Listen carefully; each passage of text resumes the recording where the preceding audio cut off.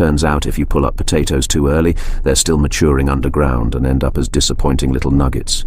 They took forever to peel and shriveled up within weeks, as if one taste of freedom was enough for them. The Amish avoid this beginner's mistake. They wait to harvest until the potato vines have fully died back and the leaves are dry and brown.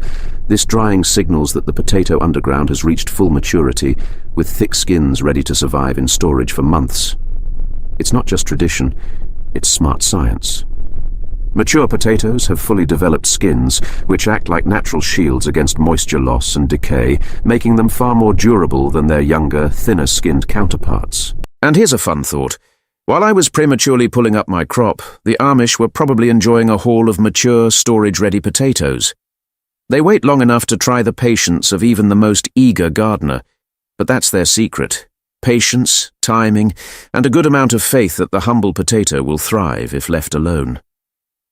There's a life lesson there, somewhere, about letting nature take its course without rushing. Despite their hardy look, potatoes are surprisingly delicate when it comes to storage. A hard knock or a careless toss can set off spoilage. The Amish have long known that careful handling is essential for long-lasting potatoes. Unlike me, who once thought a sack of potatoes could handle as much rough treatment as a load of laundry, the Amish treat each one as if it's a fragile artifact. They know that bruising is a quiet destroyer, weakening the potato and creating a soft spot that attracts rot, mold, and even pests. While many of us, myself included, have been guilty of tossing a bag of potatoes across the counter, the Amish handle their potatoes like fine glass. Their method is careful and deliberate. They don't yank potatoes out of the ground as if pulling weeds. Instead, they gently dig them out, often using a tool called a potato fork, with wider, flatter prongs that let them scoop potatoes without piercing or bruising them. Once out of the soil, each potato is gently cradled, inspected for any signs of damage, and then placed in storage, never tossed, never dropped. They've figured it out. Every bit of extra care during the harvest ensures a better crop when spring rolls around. Compare that to my own farming misadventures. I've squashed more tomatoes and bruised more apples than I'd like to admit. It hit me hard when I realized rough handling was ruining perfectly good produce. So, I decided to take a page from the Amish playbook with my potatoes. I treated them like I'd just unboxed a brand new phone. The result? My potatoes lasted far longer than usual. Oddly enough, there's a certain satisfaction in handling food carefully. It might sound strange, but it's true. Treat your food with respect, and it seems to pay you back. What's even funnier is how most of us are more cautious with our phones than with groceries. Drop a potato, no big deal. Scratch your phone, panic mode. I imagine the Amish would find this pretty amusing.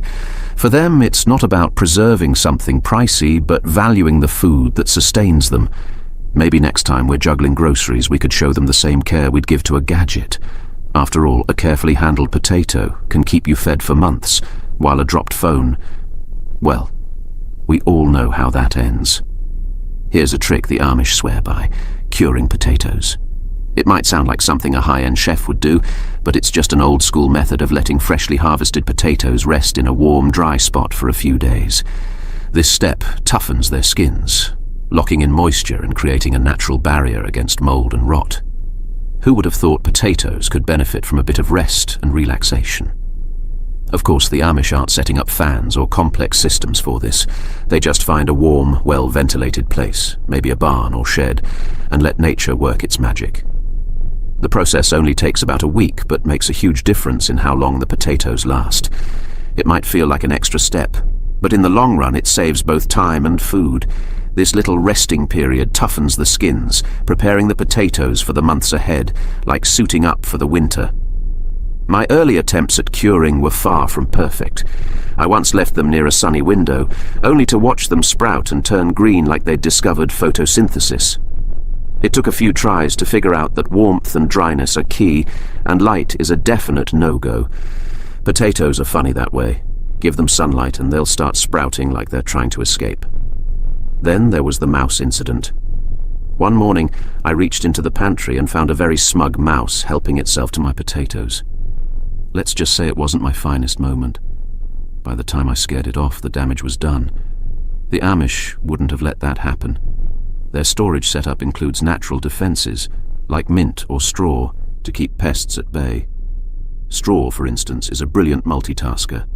Lining potato bins with straw creates a barrier that deters insects, absorbs excess moisture, and keeps conditions less inviting for pests. It's simple, effective, and doesn't involve toxic chemicals or gadgets. While we're busy with high-tech pest control and professional exterminators, the Amish stick to resourceful, natural methods. It's a refreshing reminder that sometimes less is more. Instead of relying on bug sprays or traps, they turn to nature's own solutions, low-tech, non-toxic, and surprisingly efficient. Honestly, it's kinder to both the potatoes and the environment. Whether it's mint, straw, or just keeping things clean, the Amish approach feels like a breath of fresh air compared to the stress of modern pest control. In my quest for the best way to store potatoes, I've come full circle, from complicated high-maintenance techniques to simply tucking them away in a dark, cozy corner. And you know what? It works. So, next time you're storing potatoes, take a moment to channel some Amish wisdom. Keep it simple, natural, and maybe even a little fun. After all, there's something rewarding about making your food last longer, without it turning into a bizarre science experiment.